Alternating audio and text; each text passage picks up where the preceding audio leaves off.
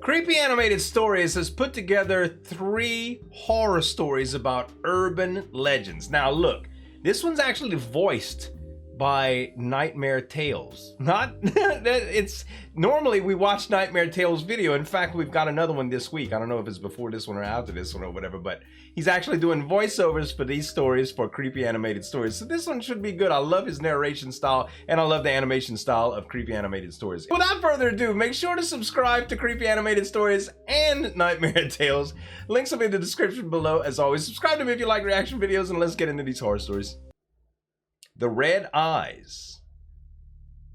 5-year-old Mark was always considered to be a strange child. Everyone just attributed his odd behavior to his overactive imagination. Alright. He said he often saw scary people, and today he again surprised his older brother Tom. Mark had drawn something on a piece of paper, which he then handed to Tom. Some weird visions? He told me to draw it, Mark began. He's coming after you. Who's he? You'd better hide. Tom Tom snapped back at him.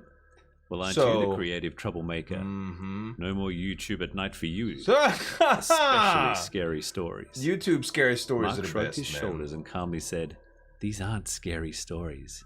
This is very, very real. He watches you."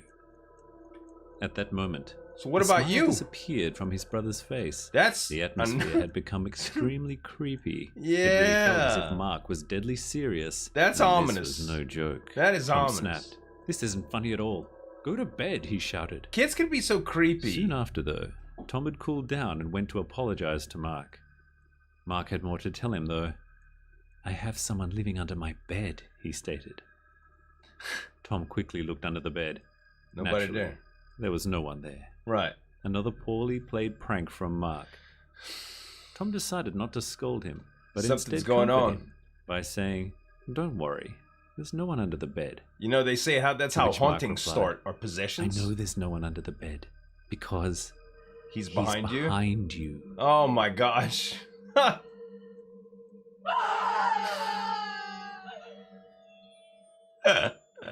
Oh boy. Oh boy. Now, if it would have been a jump scare, I think it would have been a little bit better. That was a pretty good story. The Tunnel. A young man was returning from a business trip along a dark, unfamiliar road. The GPS had long ceased to show the way, so all he could do was travel onward. Sure. As he approached a tunnel, he noticed that someone had run out from within the forest. It was a little boy in dirty clothes. A little boy. The boy ran up to the car, and he began to knock on the glass and demanded to be let in.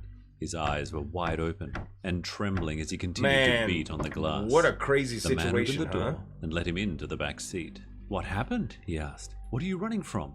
Wolves?" The boy then pointed towards the forest. He's got a fire poker. poker. Was a man with a large hook in his hand. "Damn, damn, damn," the man exclaimed as he stepped on the gas. The creepy man with the hook stayed on the road behind them and waved his hands and shouted loud and unintelligibly. That dude was chasing that little boy? Where did you come from? Are you okay? The man rapidly fired questions. What do you mean you were okay? "I was going home. And then he pounced on me," the boy replied. That is... "People often disappear here."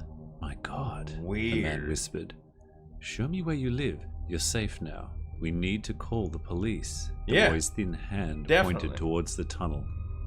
"There," he said. It was dark inside. The tunnel lights were not working, and there were all sorts of garbage strewn about the place. "Where does this go?" the man questioned. "It looks abandoned. We need to find another way. What village do you live in?" "Here," the boy replied. "What?" The man was confused. "We all live here," the boy uttered. Uh-oh. "Who are you?" the man asked as he tried to see where they were going. "There were too many of us," the boy began, "and the uncle with the hook began to catch us." The man then noticed that his car was surrounded by dozens of little people.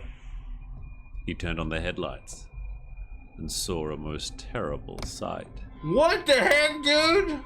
"People often disappear here," the boy remarked. Oh my gosh. That's pretty creepy, bruh. So, the man with the hook, he was headhunting. he was hunting them little demons. The man with the hook was actually a good guy. He was trying to help out. I believe this title is not translated. It was an ordinary evening. An elderly man was leafing through his newspaper at home and scanning the articles. Okay.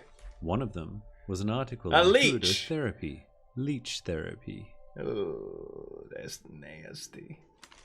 It promised miraculous healing for almost all sores. Yeah. Since everything he had tried so far what they to say. cure his own ailments had failed. He immediately made an appointment. I couldn't do it, man. I'd have to be in dire straits to accept that as a form of healing, man. He took the bus out of the city to an old, remote, and decrepit hospital. He entered through the gate. Wow. No. And looked up at the 19th century building. If it don't look clean. However, there were no lights on in the windows. Oh he my wondered if they had just recently gone out, and if he had missed his appointment. Retired doctor now hack. The man knocked on the door. It's using leeches to heal the young people. Nurse answered, who then welcomed him it's inside. Like House. He said that he had called them about the leech therapy. I can heal the him. The nurse said she knew this, and asked him to take a seat on the bed and wait. Unsettlingly, the man realized that the hospital was completely silent, as if there were no one else in the building. Of course there's no Neither patients. It's leeches, doctors, man. And the beds of the ward were completely empty. Just a couple of freaks with a couple of leeches. Then, a nurse suddenly appeared out of nowhere and said, I see you're probably wondering why there are no patients or staff here. Mm-hmm. Well, the patients never have to stay the night, and I can conduct the leech therapy on my own, you see. Yeah, he just kills them. These slippery little guys always work perfectly. Yeah. A fat, dark brown leech wriggled in the nurse's fingers. Interestingly, she said, they work even better at night. The man took off his shirt, lay down on the bunk, and the nurse put some leeches on his back. She told him to relax, and she would return to take them off in 30 minutes. His eyelids closed, and he slowly fell asleep. The heck he was with awakened by an unusual weight on his back. He could hardly a lot of move. leeches. He looked at his back and he saw that instead of leeches, in their place were now horrific-looking creatures, half worms, half humans. They sucked his blood and grew before his eyes. Oh my God! But he was too weak to even raise a hand because they sucking all his blood. What's wrong with you? The nurse snapped. Don't move, otherwise the treatment will fail. What? The man wailed. What are you doing to me? What are these things? Get them off me. What are these things? She replied. Well, you were wondering where the other patients were. Here they are. My family. They grow extremely fast, you see. Yeah, he's gonna suck him dry. He demanded. He's done. I can't do that, I'm afraid, she replied with an evil smile. Not until my children are full and satisfied. I told you that they work well.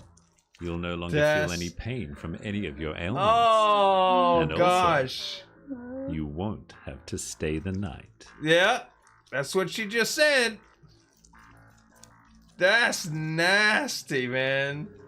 Ugh, it's making a sounds too. These were good stories, man.